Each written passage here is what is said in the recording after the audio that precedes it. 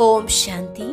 16 जून 1969 के अव्यक्त महावाक्यों का सार। बड़े से बड़ा त्याग, अवगुणों का त्याग। बाबा ने पूछा, सभी किस स्वरूप में बैठे हो? स्नेह रूप में बैठे हो या शक्ति रूप में बैठे हो? इस समय कौन सा रूप है? स्नेह में शक्ति रहती है, दोनों इकट्ठी रह सकती हैं। क्यों नहीं कहते हो दोनों रूप हैं? बाप दादा के साथ स्नेह क्यों है? बाप दादा से स्नेह इसलिए है कि जो शिव बाबा का मुख्य टाइटल है उसमें आप समान होना है। मुख्य टाइटल कौन सा है? सर्वशक्तिवान। तो सिर्फ स्नेह जो होता है वह कभी टूट भी सकता है, लेकिन स्नेह और शक्ति दोनों का जहाँ मिलाप होता है वहाँ आत्मा और परमात्मा का मिलाप भी अविनाशी अमर रहता है। तो अपने इस मिलन को अविनाशी बनाने के लिए क्या साधन करना पड़ेगा? स्नेह और शक्ति दोनों का मिलाप अपने अंदर करना पड़ेगा। तब कहेंगे आत्मा और परमात्मा का मिलाप। मेले में बैठे हो, लेकिन कई मेले में बैठे हुए भी दोनों के मिलाप को भूल जाते हैं। अच्छा, आज तो खास कुमारियों के प्रति ही आए हैं। आज कुमारियों का कौन सा दिन है? मिलन दिन। रिजल्ट भी आप सभी की निकली है। अपने रिजल्ट को खुद जान सकती हो, त्रिकालदर्शी बनी हो। इस ग्रुप से नंबर 1 कुमारी कौन निकली है? चंद्रिका। नंबर 1 का मुख्य कर्तव्य है अपने जैसा नंबर 1 बनाना। कुमारियों को तो अभी एक और पेपर देना है। वह पेपर प्रैक्टिकल का है, ना कि लिखने का। अभी तो 1 मास की ट्रेनिंग की रिजल्ट में नंबर 1 है, लेकिन फाइनल रिजल्ट में भी नंबर 1 आ सकती है। उसके लिए कौन सी मुख्य बात बुद्धि में रखनी है? त्याग और सेवा तो है, एक और मुख्य बात है, सभी से बड़ा बलिदान कौन सा है और सभी से बड़ा त्याग कौन सा है? दूसरों के अवगुणों का त्याग करना, यह है बड़ा त्याग। सभी से बड़ी सेवा कौन सी है? जो श्रेष्ठ सेवाधारी होंगे वह मुख्य कौन सी सेवा करेंगे? जो तीव्र पुरुषार्थी होंगे वह तीव्र पुरुषार्थ का सबूत क्या दिखाएंगे? कोई भी सामने आए तो 1 सेकंड में उनको मरजीवा बनाना। कहते हैं ना, एक धक से मरजीवा बनना, जिसको झाटकू कहते हैं। अधूरा नहीं छोड़ना। श्रेष्ठ सेवा यह है जो उनको झट झाटकू बना देना।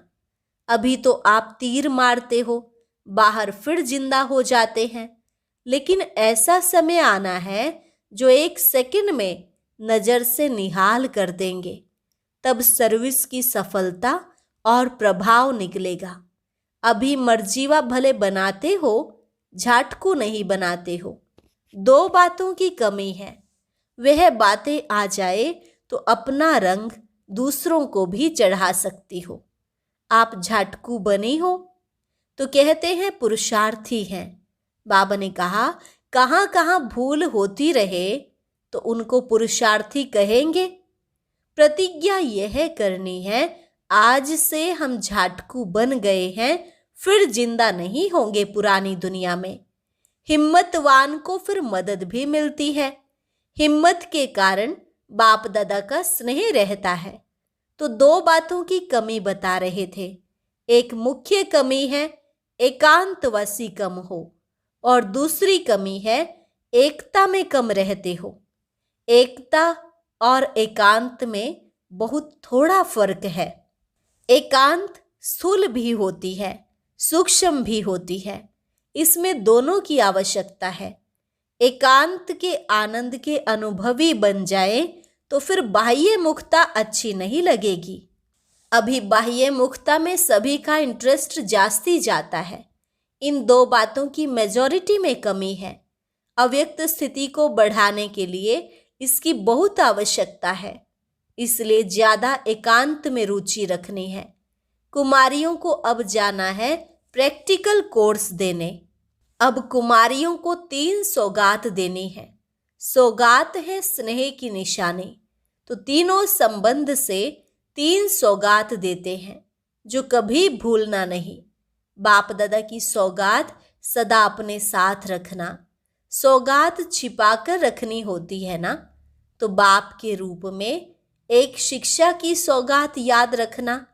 क्या शिक्षा देते हैं कि सदैव बाप दादा और जो निमित्त बनी हुई बहनें हैं और जो भी दैवी परिवार है, उन सब से आज्ञाकारी वफादार बन करके चलना। यह है बाप के रूप में शिक्षा की सौगात। और फिर टीचर के रूप में कौन सी शिक्षा की सौगात देते हैं? शिक्षा को ग्रहण किया जाता है ना। जहां भी जाओ तो टीचर के रूप में एक तो ज्ञान ग्रहण, दूसरा गुण ग्राहक, यह शिक्षा हमेशा याद रखना।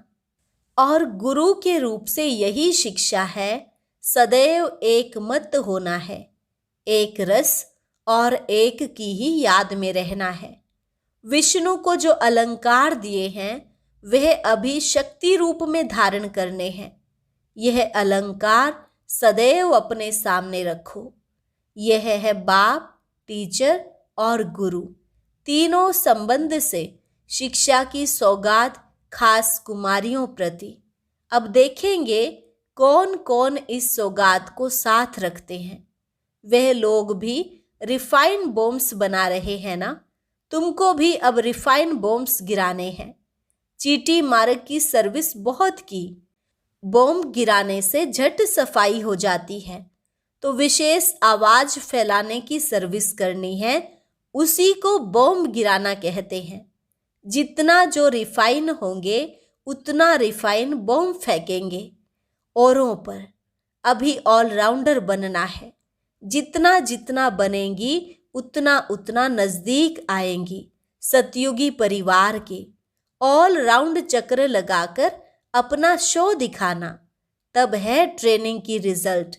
प्रैक्टिकल कोर्स के बाद फिर रिजल्ट देखेंगे। अभी फिर 1 मास के बाद मधुबन में आओ, तो अकेले नहीं आना है।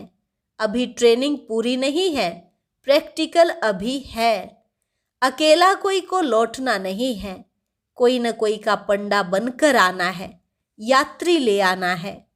बाप दादा की इन कुमारियों में बहुत उम्मीद है। उम्मीदवार रत्नों को बाप दादा नयनों में समाते हैं।